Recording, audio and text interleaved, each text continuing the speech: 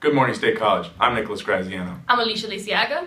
And welcome to A Word for Thought, a special report made by Penn State students for Penn State students. An unbiased program that shows you both sides of the aisle and leaves it up to you to decide. That's right, Alicia. Today's topic is about unmanned aerial vehicles and the cost-benefit analysis that is undertaken by states considering the development of a military unmanned aerial vehicle program. Throughout the show, please feel free to tweet us your opinion at SRA111 on Twitter. We go to Dor to run down a UAV essentials from his eye in the sky. Drones come in all shapes and sizes, but for the purpose of this special report, we will specifically consider military drones. What this means is we won't be talking about the quadcopters that will eventually deliver Amazon packages. Instead, our focus will be on military unmanned aerial vehicles. The iconic silhouettes of the MQ-1 Predator and the MQ-9 Reaper might lead you to think that all military drones look the same. But there are actually a great variety of military UAVs that come in a number of shapes and sizes, from the small Shadow to the large Global Hawk. The U.S. military uses many different UAVs to fulfill a diverse number of tasks. The roles of these aircraft have been expanding over their years of usage, from simple radar-guided targets for training pilots and anti-aircraft gunners, to the modern role of highly accurate targeted strike and reconnaissance aircraft. Most U.S. military drones are piloted from a station on the ground. Some of the most common drones discussed are the MQ-1 Predator and the MQ-9 Reaper. These aircraft are functional and have come into the spotlight largely because of their continuing anti-terror mission in Pakistan, Yemen, and other parts of the Middle East. The Reaper has the capacity to travel over 1,000 miles at 230 miles per hour and deliver a variety of munitions.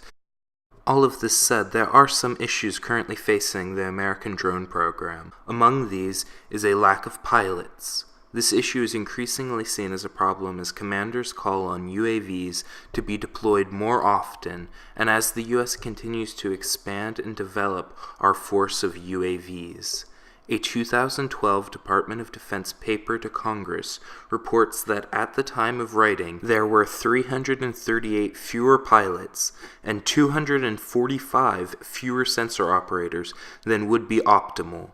The same report details how in the years leading up to 2017, America will increase its UAV arsenal from its 2011 count of 6,361 aircraft to 8,392 in 2017, only increasing the need for more pilots and crewmen.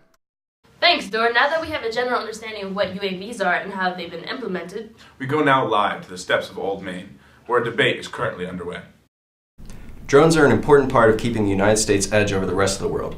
With drones, we can reinvent warfare as well as improve other areas such as the preservation of endangered species through drone surveillance. Drones keep our soldiers safe by keeping them off the ground, and they are highly effective. Since President Obama ramped up the drone program, over 3,300 terrorists have been killed, including at least 50 high-level commanders. These casualties, plus the drone's constant presence, majorly disrupts terrorist networks' ability to function. Through drone surveillance, we can keep tabs on terrorists, vastly improving our security situation.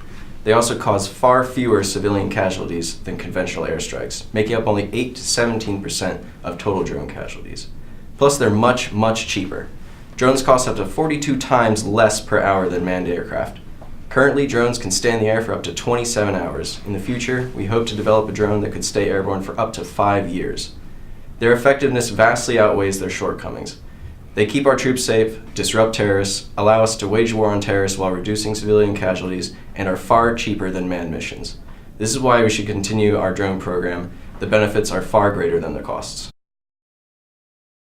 Although one can argue that UAVs take the soldier off the front line, there's been countless accounts of civilian casualties while using unmanned vehicles with airstrikes. The vehicles can be used so remotely, meaning the pilots don't even have to enter the cockpit. They simply can drop 200 pounds of payload on a village and still make it home in time for dinner. It has been stated that for every hour a UAV is airborne, it costs $2,500 to $3,000. In addition, over $2.9 billion is spent on the creation and advancement of these drones.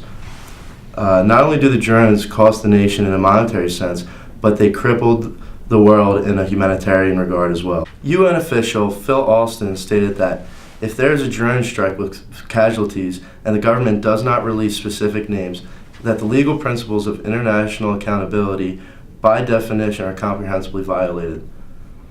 End quote. Finally, sensitive data is at risk while drones survey military-stricken areas. For example, in 2011, the Iranian government Cyber Terrorism Division commandeered an American drone remotely and safely landed it. Imagine if the drone was captured by a terrorist organization. All the data within that drone after it was landed would be up for grabs, and they would use it to any advantage possible. What an interesting debate. Alicia, what's your take on the whole thing? I think the anti-drone argument had many key points, such as the financial issues. In order to keep a drone airborne for an hour costs $2,500 to $3,000. That's a lot of money, not including the $4 billion each year the United States spends on making these drones. Well, I remember that one of the points that were made that was it's 42 times cheaper to keep a drone functioning compared to any other sort of vehicle. So I think personally that might be the better financial choice. But I think one of the most important points that was made was just that, the fact that our soldiers are being taken off the front lines. This is very true, but there's less soldier casualties, but more civilian casualties, which will look bad on the United States part. You have a good point right there.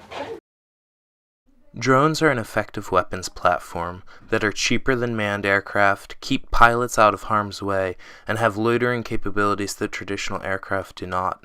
If these factors were all we cared about, it would be a straightforward equation any rational state would choose to develop military UAVs. This analysis only changes when a value is assigned to the abstract notion of ethical warfare, and the question of if it is reasonable to engage targets from thousands of miles away, killing both combatants and civilians, is addressed. A state's view on the weight of the ethical problems associated with drones will determine the outcome of the cost-benefit analysis leading to military drone development. Thank you for joining us on Word for Thought today. Tell us what you think on our Twitter at SRA Group 12. I'm Alicia Lisiaga. I'm Nick Graziano. Have a good night.